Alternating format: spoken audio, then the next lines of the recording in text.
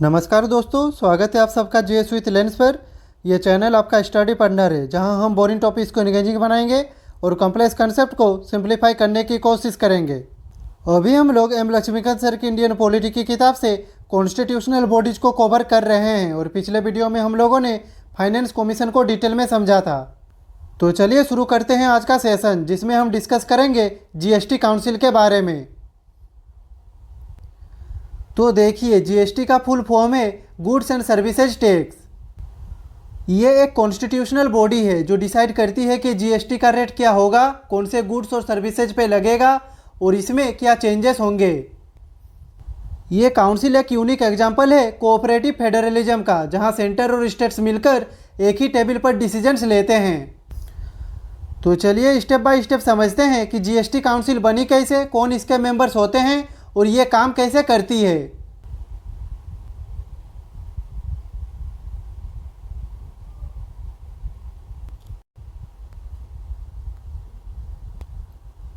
तो सबसे पहले समझते हैं establishment of the council.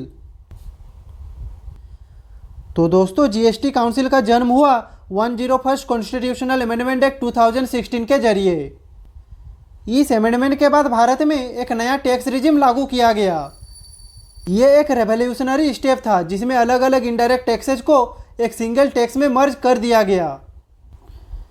Next point कहता है कि जीएसटी का बेसिक प्रिंसिपल है सेंटर और स्टेट्स के बीच कोऑपरेशन और कोऑर्डिनेशन।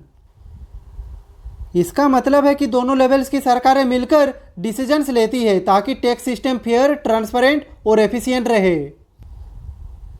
नेक्स्ट है, इस पर्पज के लिए कॉन्स्टिट्यूशन में एक नया आर्टिकल ऐड किया गया और वो है आर्टिकल 279A। इस आर्टिकल के तहत प्रेसिडेंट को यह पावर दी गई कि वो एक जीएसटी काउंसिल का कॉन्स्टिट्यूशन करे जो जीएसटी से रिलेटेड सभी मेजर डिसीजंस ले।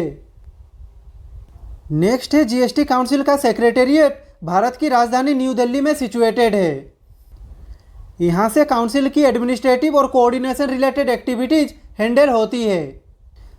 नेक्स्ट है, जीएसटी काउंसिल के सेक्रेटेरिएट का हेड होता है यूनियन रेवेन्यू सेक्रेटरी, जो एक एक्स ऑफिशियो सेक्रेटरी के रूप में काम करते हैं।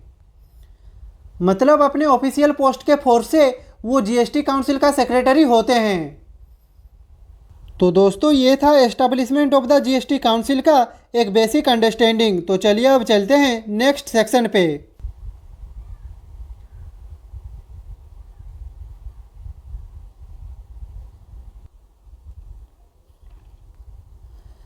तो अब हम डिस्कस करेंगे जीएसटी काउंसिल का विजन और मिशन, यानी इसका सपना और इसका काम करने का तरीका। ये दो चीज़ें हमें बताती है कि जीएसटी काउंसिल का अल्टीमेट गोल क्या है और उस गोल को अचीव करने के लिए कैसे काम किया जाता है। तो पहले समझते हैं इसका विजन। तो दोस्तों, इसका विजन है भारत में जीएसटी सिस्टम काम करे highest standards of cooperative federalism के साथ। मतलब सेंटर और स्टेट्स अपने अपने पॉलिटिकल या रीजनल डिफरेंसेस को साइड में रखकर एक साथ काम करें ताकि एक यूनाइटेड और स्मूथ टैक्स मैकेनिज्म चल सके। अब समझते हैं इसका मिशन। तो देखिए, इसका मिशन है कि हर डिसीजन लेने से पहले वाइड कंसल्टेशन किया जाए, मतलब सभी स्टेक होल्डर्स का ओपिनियन लिया जाए। साथ ही सिस्टम को आईटी ड्राइवन बनाया जाए ताकि प्रोसेसिंग फास्ट हो और एक user friendly GST structure develop हो जो टैक्स पेयर्स के लिए सिंपल और कन्वीनियंट हो।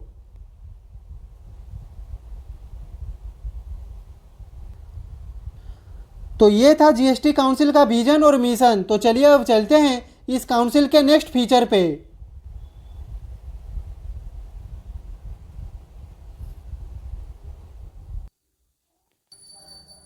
तो अब बात करते हैं जीएसटी काउंसिल के कंपोजिशन की, यानी इसमें कौन कौन होते हैं और किस रोल में होते हैं।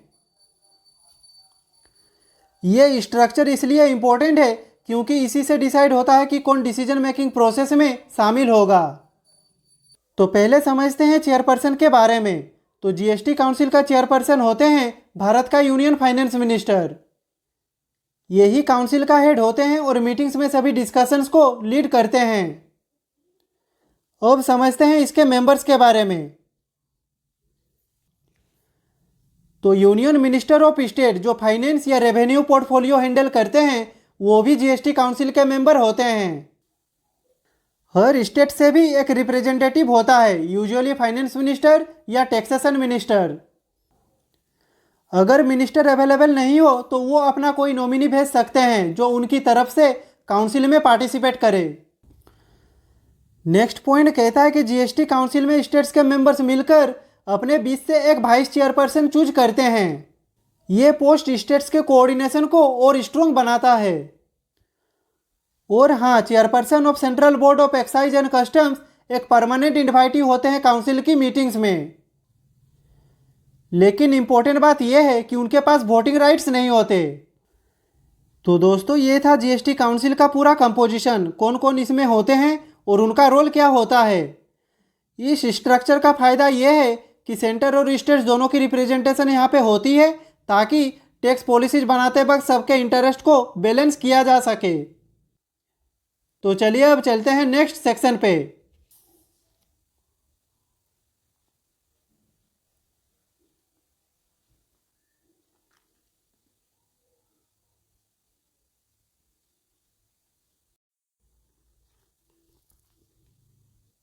तो अब हम समझेंगे जीएसटी काउंसिल का वर्किंग, यानी कि यहाँ पे काम कैसे होता है, कैसे डिसीजंस लिए जाते हैं और वोटिंग का प्रोसेस क्या है। तो देखिए, जीएसटी काउंसिल अपने मीटिंग्स में डिसीजंस लेती है। ये मीटिंग्स रेगुलर इंटरवल्स पर होती है जहाँ सभी मेंबर्स मिलकर डिस्कशन और पॉलिसी डिसीजंस फाइनल करते हैं। अब समझते हैं इसके कोरम के बारे में। तो दोस्तों, यहाँ पे मीटिंग वैलिड तभी होती है जब कम से कम 50% ऑफ टोटल मेंबर्स प्रेजेंट हो। यानी अगर टोटल मेंबर्स 20 है तो कम से कम 10 का प्रेजेंट होना जरूरी है। कोरम रूल इंश्योर करता है कि डिसीजन मेकिंग प्रोसेस में एडुकेट पार्टिसिपेशन हो। नेक्स्ट पॉइंट कहता है कि सिर्फ कोरम का होना काफ़ी नहीं होता, डिसीजन पास करने के लिए वोटिंग का रूल भी फॉलो होता है।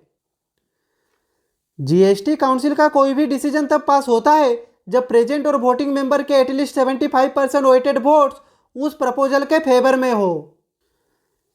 नेक्स्ट है, वोटिंग पावर में सेंट्रल गवर्नमेंट का वेटेज फिक्स्ड 1/3 का होता है। इसका मतलब चाहे काउंसिल में स्टेट ज़्यादा मेंबर्स रखते हो, लेकिन सेंटर का वोट अकेला ही 33.33% वोटिंग पावर कैरी करता है। बिना सेंटर की हामी के 75% वेटेज मेजोरिटी अचीव करना मुश्किल हो जाता है। नेक्स्ट है, बाकी 2/3 वेटेज सारे स्टेट्स के पास होता है। हर स्टेट का वोट अलग अलग इक्वली काउंट होता है और जब कॉम्बाइंड वोट्स निकाले जाते हैं तो उनका टोटल 2/3 बनता है। इससे स्टेट्स की कलेक्टिव पावर सेंटर से ज़्यादा होती है। यहाँ पे एक स्पेशल सेफगार्ड ये है कि अगर काउंसिल में किसी पोस्ट में वैकेंसी हो, किसी अपॉइंटमेंट में छोटा डिफेक्ट हो या प्रोसीजर में माइनर इरेगुलरिटी हो तो इस बेसिस पर काउंसिल के काम को इनवैलिड नहीं माना जाएगा। बस शर्त यह है कि डिसीजन की मेरिट्स पर कोई फर्क ना पड़े। तो दोस्तों, यहाँ पे हमने समझा जीएसटी काउंसिल का काम एक बैलेंस मैकेनिज्म पर बेस्ड है जिसमें कोरम इंश्योर करता है कि इनफ मेंबर्स पार्टिसिपेट करें, वोटिंग रूल सेंटर और स्टेट्स का बैलेंस बनाए रखते हैं और वैलिडिटी क्लोज काउंसिल के काम को अननेसेसरी डिले से बचाता है। तो चलिए अब चलते हैं इस काउंसिल के नेक्स्ट फीचर पे।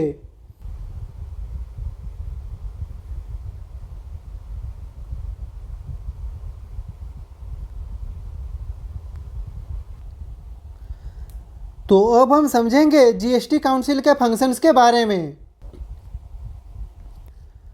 तो दोस्तों, इस काउंसिल का रोल सिर्फ जीएसटी बनाने का नहीं बल्कि उसको कंटिन्यूअसली अपडेट, सिंप्लीफाई और इम्प्लीमेंट करना भी है। तो चलिए इसे समझते हैं। तो सबसे पहले ये काउंसिल रिकमेंड करती है कि कौन से टैक्सेस, सेसेज और सरचार्जेस को जीएसटी में मर्ज किया जाए ताकि पूरा इनडायरेक्ट टैक्स सिस्टम एक सिंगल स्ट्रक्चर में आ सके।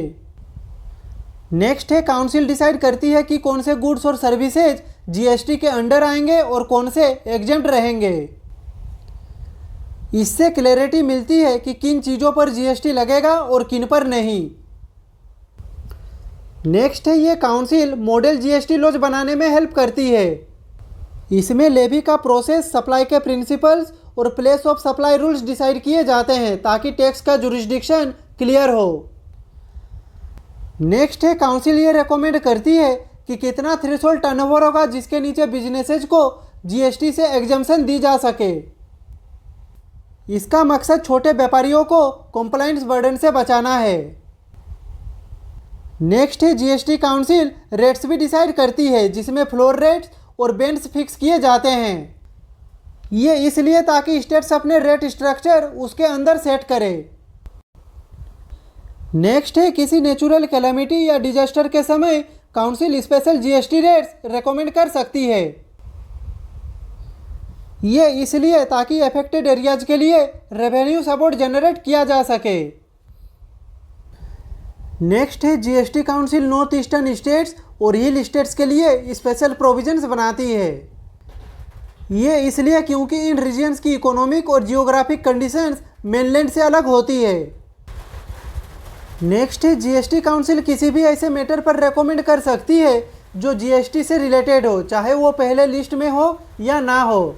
मतलब इसका स्कोप काफ़ी फ्लेक्सिबल है। तो दोस्तों, यहाँ पे हमने जीएसटी काउंसिल के फंक्शंस को अच्छे से कवर किया। तो चलिए अब चलते हैं इसके नेक्स्ट फीचर पे।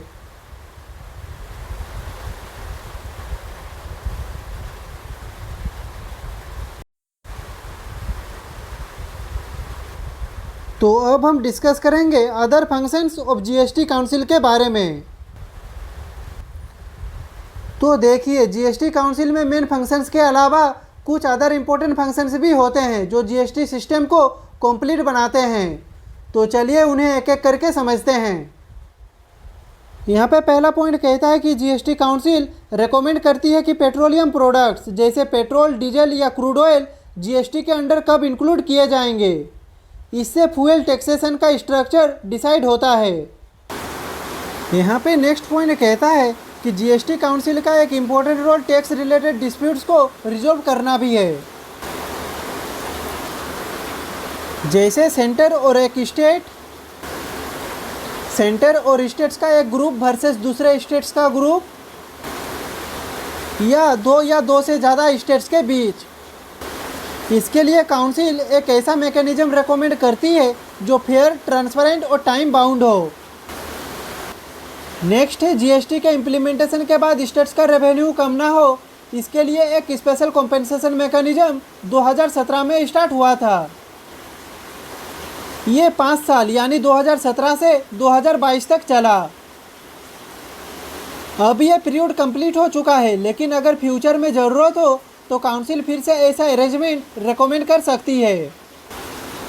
तो दोस्तों, जीएसटी काउंसिल के फंक्शंस काफ़ी कॉम्प्रिहेंसिव है, टैक्स स्ट्रक्चर डिसाइड करने से लेकर डिस्प्यूट रेजोल्यूशन तक। ये इंश्योर करता है कि जीएसटी सिस्टम फ्लेक्सिबल, फेयर और सभी स्टेक होल्डर्स के लिए बैलेंस्ड रहे। तो यहाँ पे हम लोगों का जीएसटी काउंसिल वाला चैप्टर ख़त्म होता है। नेक्स्ट वीडियो पे हम एक और कॉन्स्टिट्यूशनल बॉडी को कवर करेंगे। तो आज के लिए बस इतना ही। अगर आपका आज के वीडियो से रिलेटेड कुछ भी डाउट हो तो आप कमेंट बॉक्स में पूछ सकते हैं। और अगर आपको ये वीडियो पसंद आई हो तो लाइक करें, कमेंट करें, शेयर करें और ऐसे ही इन्फॉर्मेटिव वीडियो देखने के लिए चैनल को सब्सक्राइब करें। मिलते हैं नेक्स्ट वीडियो पे, तब तक के लिए खुश रहिए, स्वस्थ रहिए। जय हिंद, वंदे मातरम, भारत माता की जय।